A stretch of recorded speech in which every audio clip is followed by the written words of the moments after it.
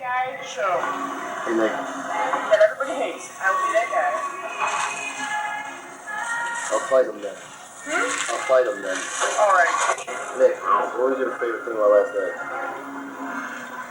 The motherfucking goddamn freedom. And Tiffany's. Yeah, definitely. Yeah, Tiffany is probably one of the best restaurants I've ever eaten here.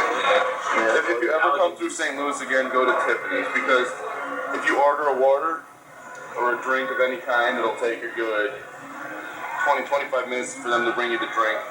Then when it comes time to get your food, you'll be there. Oh, you want to relax or something good? What, hour and a half? Yeah. I mean, it's really. And then the food is absolutely disgusting.